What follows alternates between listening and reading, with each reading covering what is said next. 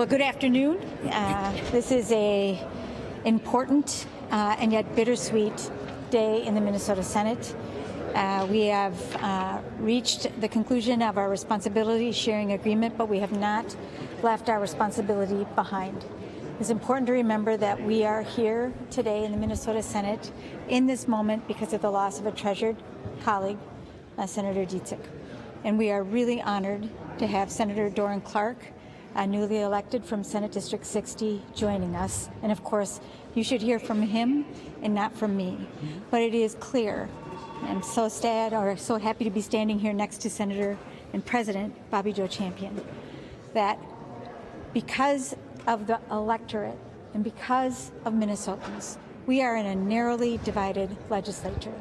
And we take seriously in our caucus the need to work together across the aisle, and we will. And that is something that we choose to do together. And we are committed to that, and we will. And with that, I'll turn to Senator Clark and President Champion. I'm honored to be part of the Senate. I'm mindful of the fact that I'm following the great Senator Carrie Doron. She was a friend to all in Northeast, Southeast, and City to Riverside. And I'm grateful to the folks of those neighborhoods who've given me the opportunity to represent them. And I will work my hardest to meet their expectations and to live up to the singular way that Carrie Doron governed us and helped us and knew each and every one of us. So grateful to be here and excited to get to work. Well, first of all, I want to say I'm excited to be standing here today, newly elected as Senate President. As you heard our majority leader say, we are committed to working across the aisle because I think that's important.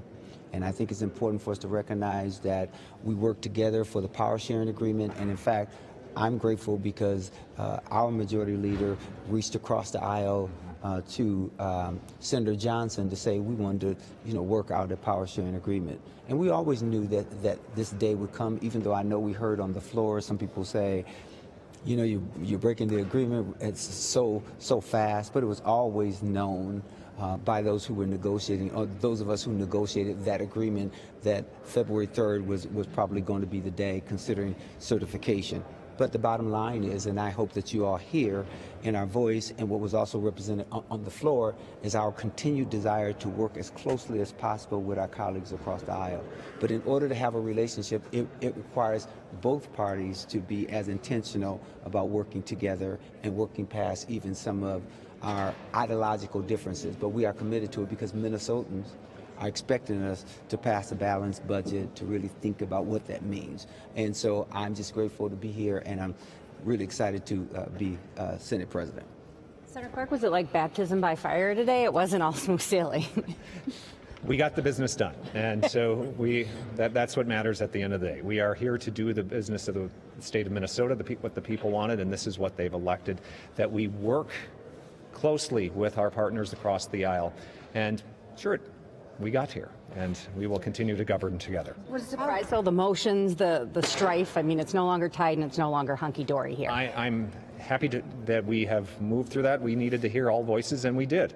And we are, the DFL majority has returned, and I'm excited to continue to work in partnership with everyone in the Senate. How does it feel to be the piece here that allows the DFL to have the majority and to go forward with what they hope are several pieces of their agenda? I'm humbled to be here, and I think we all know that we are a group of 34, and so all of us have that obligation to make sure that we're working on behalf of the people of Minnesota. The voters in Senate District 60 were very clear in the special election last week. 91% of those voting voted for Senator Clark, which returned us to 34. But we know that across the state, Minnesotans have sent in a divided Senate and a divided House. And if we care about the people of Minnesota, we have to work with the people who have been sent here. We understand and we are obligated to that. And we're really, really happy that Senator Clark is here with us. What does that mean in practice, though? I mean, like, we hear you talk about bipartisanship. Do you continue? I heard Senator Dibble, for instance, saying that he would continue to let Jasinski chair transportation with him.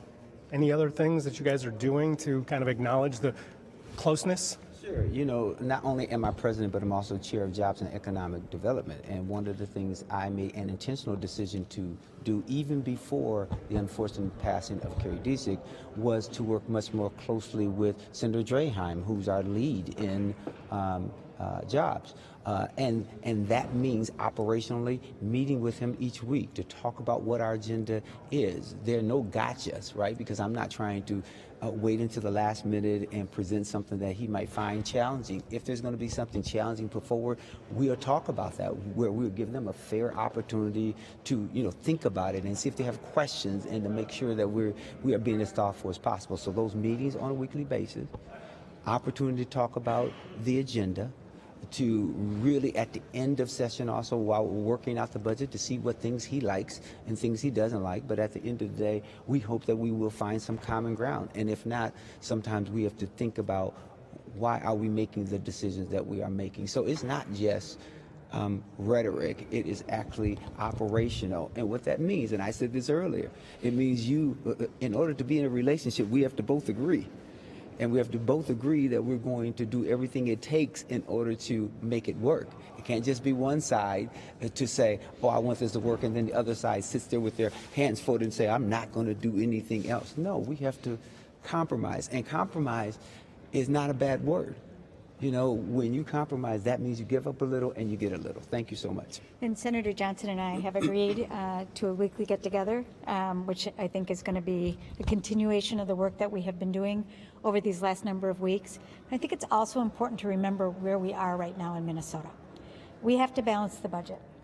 We know that there are things coming from Washington, D.C. right now that make that job harder and certainly uncertain. It is going to require the smarts, the intelligence, and the will of every member of this body to get that job done. We listened to Senator Abler today. Senator Abler and I have served in the legislature for many, many years in times of surplus and deficit. We both know what it's going to take to balance this budget, and it is challenging for us because it is unclear about what is coming from Washington, D.C., and we don't have a House that's up and running yet. So from my perspective, the Senate is the stable body.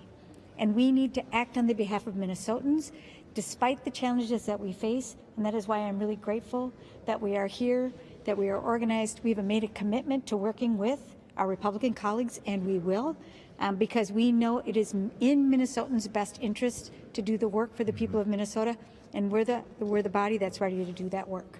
Do you need the House then to get in and get to work, and do you want Democrats to come back so you do have a chamber to work with? You know what? We are going to get to work here, and I hope they work their way through the very difficult and worthy issues that they're debating over in that body. Look, but that's another body. These people do committee meetings and other meetings. So.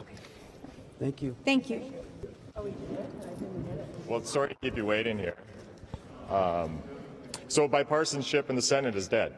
We saw today that minutes after we swore in Senator Clark, there was a vote taken to end bipartisanship. There's Minnesotans first for these last 3 weeks. It's extremely disappointing to me and my colleagues at the Republican caucus here, hoping that we can work together, hoping to continue that. You heard the speeches on the floor. Unfortunately, you saw the votes on the floor as well, too. Immediately, all of those very partisan votes came out once again. And so we're disappointed. If you think over the last 3 weeks, we had the opportunity to really press Governor Walz's agencies on what's been going on. Fraud, if you want to look at the Commerce Committee and the Finance Committee and even HHS, they worked on those fraud issues for Minnesotans. If you want to talk about affordability, look at the Commerce Committee on reinsurance, or in the Energy Committee on nuclear energy. There was a number of things that we were working on in a bipartisan way. We're very excited about that.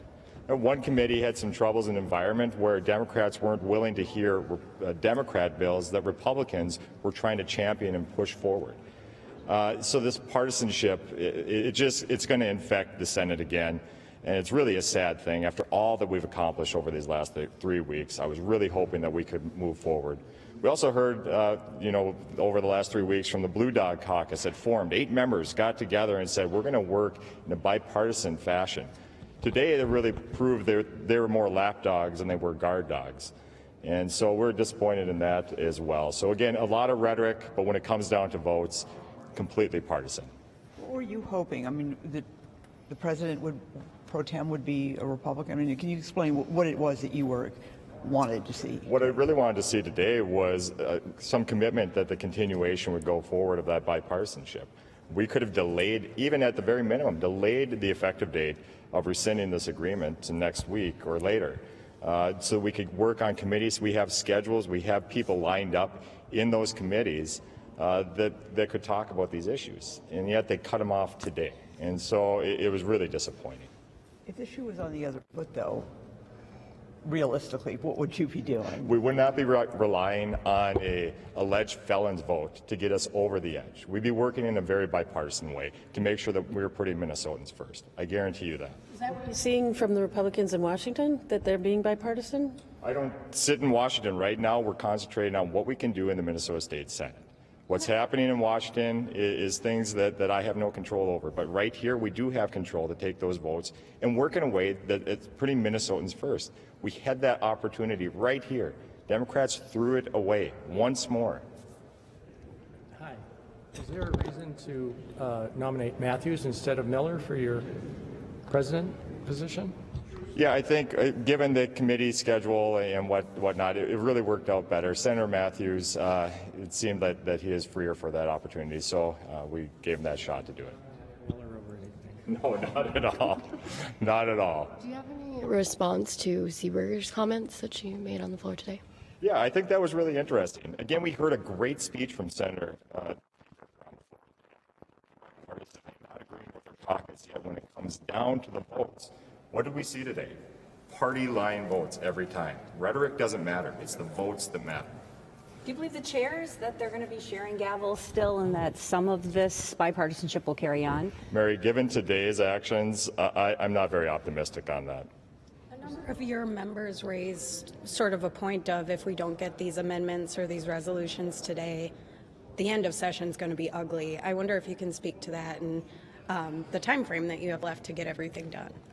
Sure. We've been setting the pace here at the Senate in this whole bipartisan agreement that we've been working under. And we see the House and what's happening over there. They're not able to organize quite yet. So the pressure is really going to come down to the end of the year. And if Democrats are not showing good faith and working across the aisle, trying to find solutions, it's going to get more and more difficult as they are on an island in the chaos that's going to be the legislature come May. So it will be very difficult if they don't want to reach out an olive branch and include us in those discussions. All right, guys. Thanks. Thank you very much. Alex.